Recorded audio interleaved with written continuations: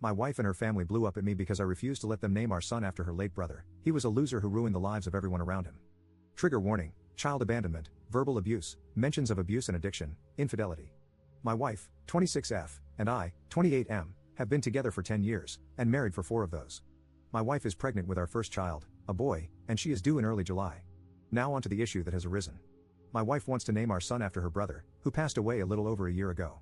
Her brother, whom we'll call T, was her only sibling, and they were very close growing up, as they were only 2 years apart. However, her brother was not the most pleasant person.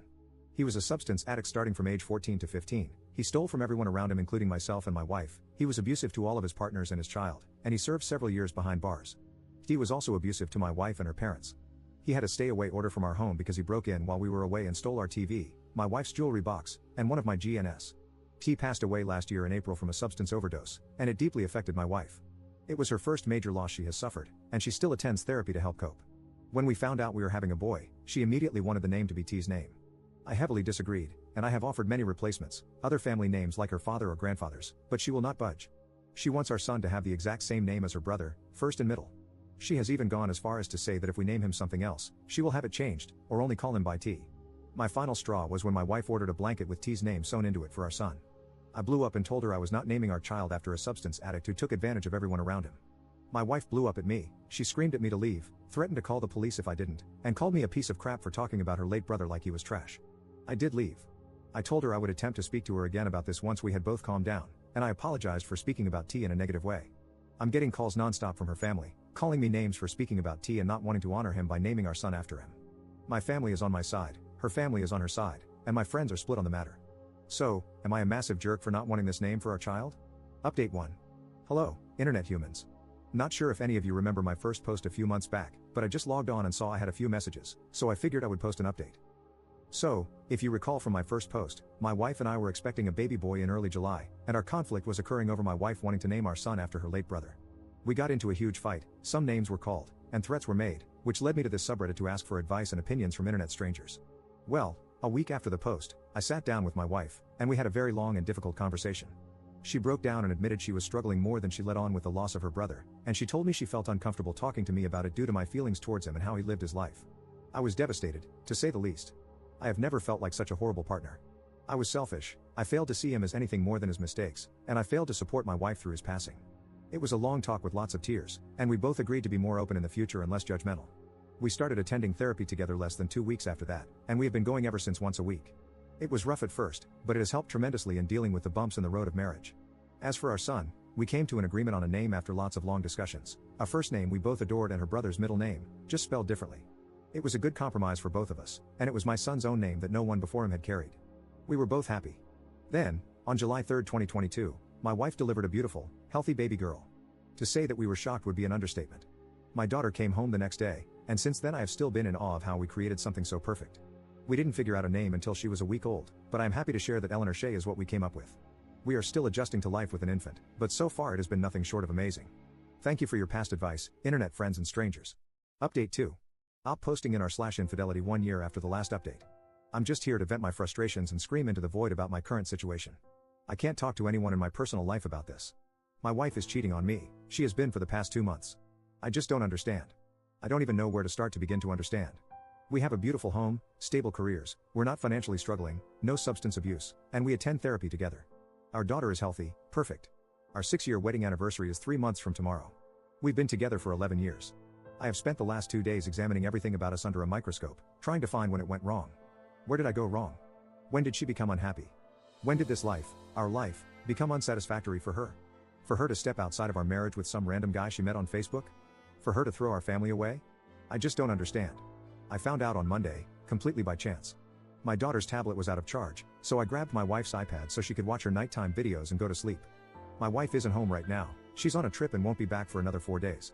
I keep hearing message notifications dinging on her iPad while my daughter has it, so I took it to turn it on silent, only to see a man's name I didn't recognize with a little winky face next to it. I went through everything. They've done it all, met up, spent the night together, went on dates, they even have a romantic cruise planned for next month. The same cruise she told me was a bachelorette trip with one of her friends. All of these outings that I encouraged. She told me they were with friends, and I encouraged her. I was so proud she was getting out there and becoming more social, since she expressed motherhood made her feel like a recluse. And after digging a little deeper, All of these new friends she's been out with don't even exist. All lies. They are characters she's created to continue her relationship with this man. I feel like a complete and total idiot. I never second-guessed a lie she fed me. I gave her my 100% trust.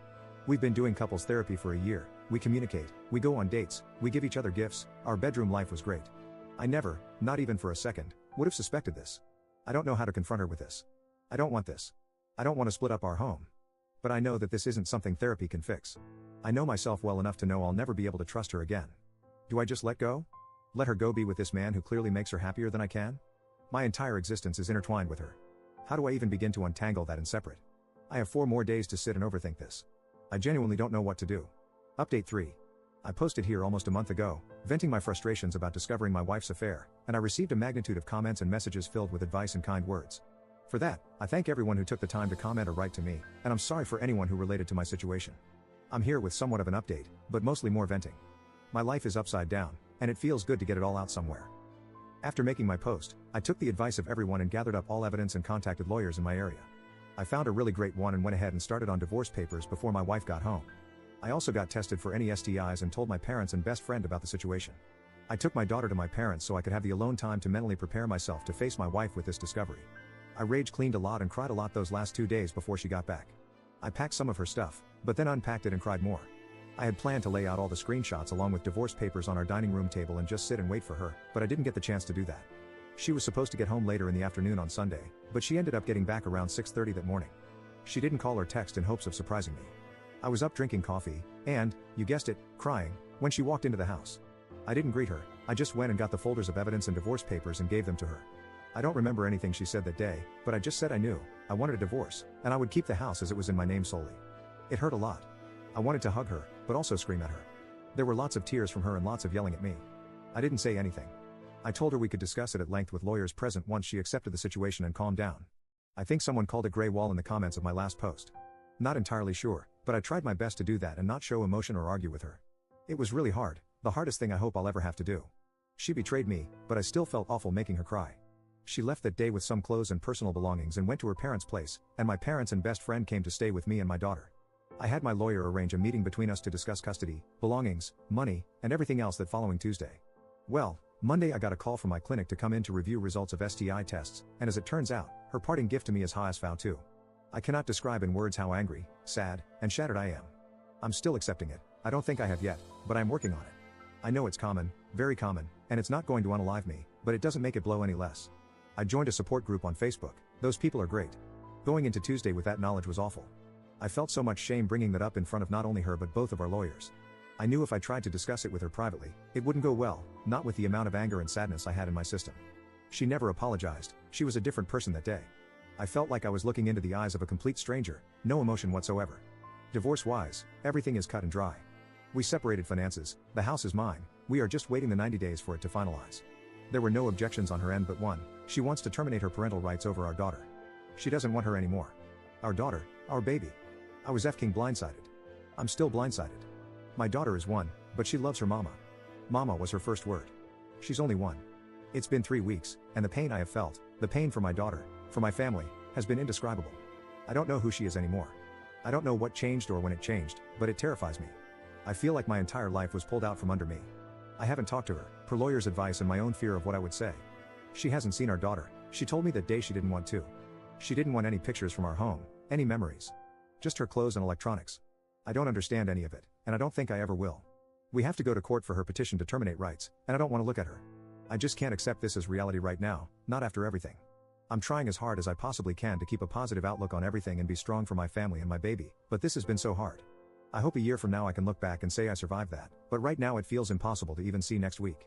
I'm not suicidal, so don't take it as that. I'm just emotionally, mentally, and physically demolished. Absolutely demolished. Update 4. Hi there, to anyone who has messaged me and to all the people who have left loads of comments regarding my past venting on this account, apologies first off. I genuinely kinda forgot I had it. I'm not much of a Reddit guy, but I've been getting into TikTok lately and saw a video about a super depressing Reddit story, which reminded me of my own super depressing Reddit story lol. It's been around 8ish months since I posted here about my upside down situation, and a lot of people messaged me in that time wanting to know how I was and what unfolded. I really appreciate you strangers for all the kind messages. It genuinely means a lot, and I'm sorry I haven't replied or anything. My life has been such a whirlwind these past few months. It's hard to believe that was that long ago. To sum up the sad stuff, First off, my divorce was finalized without any hiccups or holdups. I'm still in the works of trying to sell our old house, but in the meantime, we moved to a new state. My ex is still in the process of petitioning for termination of parental rights. I've only seen her 3 times since moving, and it has been to fly out for court. I was granted temporary full custody in the process, per her request and suggestion, and she was not mandated any visitation and has denied any offer of it. She has not seen my daughter in 7 months, she has requested not to. I don't know what else she's been up to or if she is still with her boyfriend or not. Since the divorce, it has been in the best interest of my mental health to keep the contact as minimal as possible, and she has done the same. I have offered many chances for her to visit with my daughter, whether it be via video call or flying out, and before we moved, I asked weekly, but it was always a no. Her parents still video call with my daughter, and we're hoping they can fly out over the summer and spend some time with her. They've been cut off by my ex as well. I'm not sure what changed, but I can't change it back, and I am accepting it mostly. I wish her well in all future endeavors. Now for the happy stuff that has happened. Firstly, I am a proud Arizonan now. I never saw myself moving here, but we have loved it so far. My parents packed up and came with us, and I don't think I've ever seen them so happy. My daughter is doing amazing. She will be 2 years old in July, and she is the smartest, funniest toddler I've ever met. She knows her ABCs, can count to 20 without help, loves animals and bugs especially. She thinks farts and a cow mooing are the definition of comedy, and she doesn't know, but she has been my biggest motivator to heal from this whole ordeal and be my best self. Like I genuinely don't know how I helped make such an awesome kid. The more her personality grows, the more in awe I am of just how cool she is. I could talk for days about her, so I'll cap it here before this ends up being a Harry Potter length post lol. As for myself, I'm in therapy and have been throughout these 8 months, and I'm in a much better headspace. I'm working on getting back on top of my health as I did put on about 30 stress pounds. I'll get there eventually, but I'm not sweating it too much. I have not dated or tried to, I don't think I will anytime soon. I've adjusted to being a single parent pretty okay for the most part. I credit that to my family and friends more than anything because they have been a huge support system throughout this. There are still really hard moments that have happened, and I know there are more to come, but I will roll with it just as I have this and hope to come out on top. This is not the end of the world for me even if it feels or felt like it in the moment. The sun will rise tomorrow, birds will chirp, and all will be well. Thanks to my therapist for that, those 2 sentences have helped me immensely. Sorry this ended up being so long, I should really pick up journaling. Maybe a blog or something lol. But thank you again to everyone who took the time to give me advice in the hardest time of my life, and thanks again if you read this. I genuinely appreciate it.